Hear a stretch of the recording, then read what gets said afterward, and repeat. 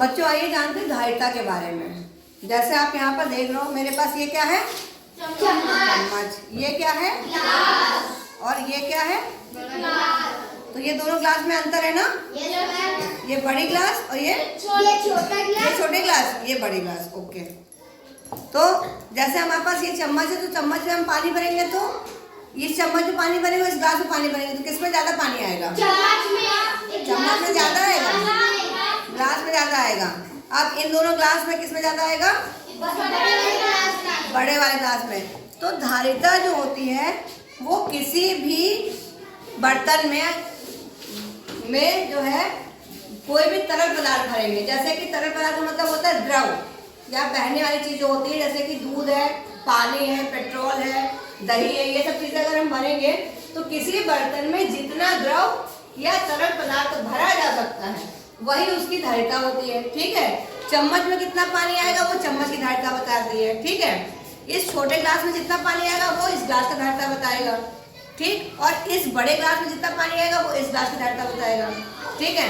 तो ये हम लोग नाप सकते हैं कि हम कितने चम्मच से ये ग्लास भरेंगे और कितने चम्मच से हम ये ग्लास भरेंगे। तो खाली ये बताइए, इसमें ज्यादा चम्मच का पानी आएगा, किसमें ज्यादा पानी आएगा? बड़े ग्लास में ज्यादा चम्मच का पानी भरना पड़ेगा, है ना, और इसमें कम।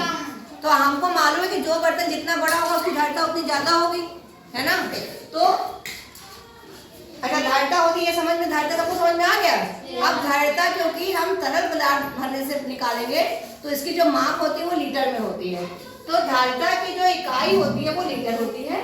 संक्षेप में लीटर को हम ली लिखते हैं, ली करके 0 लिख देते हैं तो ये लीटर हो जाता है।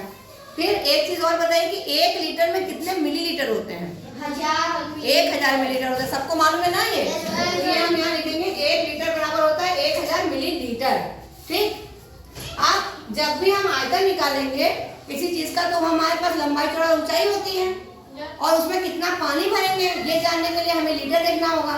तो हमें एक सूत्र यहाँ पर है, 1 मिलीलीटर बराबर होता है 1 घन सेंटीमीटर। यानी कि 1 घन सेंटीमीटर की जो चीज होगी, यानी 1 सेंटीमीटर लंबा, 1 सेंटीमीटर चौड़ा और 1 सेंटीमीटर ऊंचा अगर कोई घन है उसमें 1 मिलीलीटर पानी आता है। ठीक है। तो इसी तरह से हम जितने भी आयतन होगा उसको हम नाप करके कितना पानी या कितना उसकी धारिता होगी वो निकाल सकते हैं। ठीक है। तो इसको जरूर ध्यान रखना है कि 1 मिलीलीटर बराबर होता है 1 घन सेंटीमीटर।